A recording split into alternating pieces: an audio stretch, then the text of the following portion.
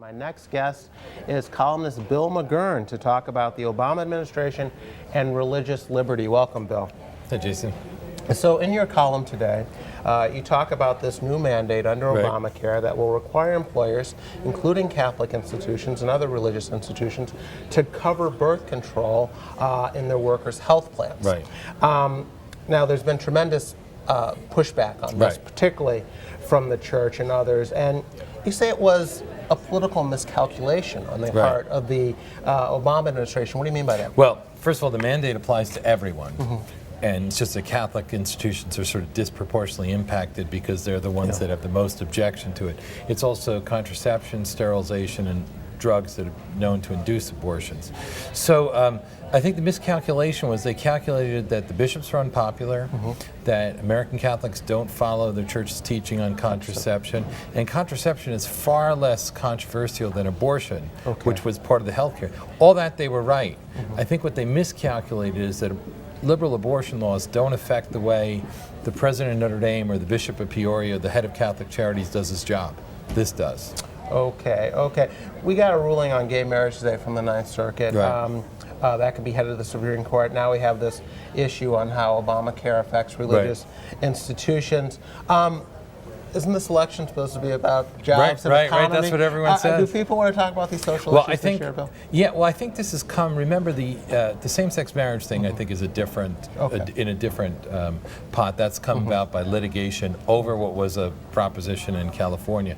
This has come from the health care bill itself. And I know the Journal has editorialized rightly before saying that the health care bill gives the health secretary enormous power. And so what we have is the health secretary issuing this ruling that all these groups have to obey. And it's sort of a paraphrase of Nancy Pelosi. We had to enforce it to find out what was in it. And now it's kind of what the president likes to call a teaching moment. People are learning what they, what's inside this bill. You mentioned Vice President Joe Biden, who's Catholic, in your column. You think it's interesting that he's been silent on this issue? Yes, he's been as silent as, we might say, a church mouse on this issue. Look, if you're the vice president, your job is to take the lead to go out there and defend these things, especially if, as Joe Biden's case, you're the most prominent Catholic layman in America and the first Catholic VP. The fact that he's not doing it tells me that he's a little uncomfortable with where they've gone. Okay. Speaking of Vice President Biden, the Democratic National Committee has been doing some robocalls, which isn't surprising. But one of the questions being asked might surprise some people. What can you tell us about that, Joe? Well, a friend of ours who lives in Virginia, should go nameless, said that he received a robocall from the DNC, which means that rather than talking to a human, you get some automated questions with a yes or no answer. And he was asked his age and so forth, whether he supported Obama or Romney. And then one of the questions was, do you have a favorable or unfavorable impression of Joe Biden? Now again, you're not talking to, so you just press yes or no. You wonder, why is the DNC taking such a survey? I mean, this fellow happened to have an Irish Catholic last name. Maybe they're looking at his favorables among Catholics or among voters, but it does make you think if there's a dump Biden kind of trains taken off from the station. And this has been floated. Some people say Hillary Clinton and Joe Biden should switch jobs. Biden's always wanted to be Secretary of State. Hillary might help rile up the Democratic base. Could it work? I don't know. I mean, I think that I'm not a big fan of Joe Biden's, but I think, look, the election is a referendum on President Obama in the way that the last election was really a referendum on George W. Bush.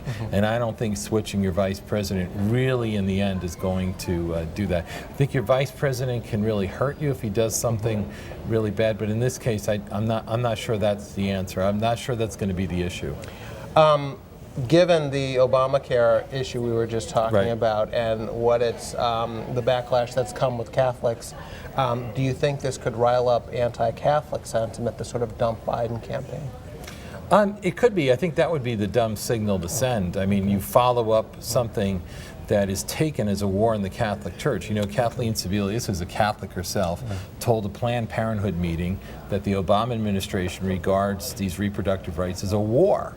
So now people have the impression that there's a war in the Catholic Church. You don't actually, alleviate that impression if you dump the first Catholic VP in history. Okay. Thank you, Bill. We'll leave it there.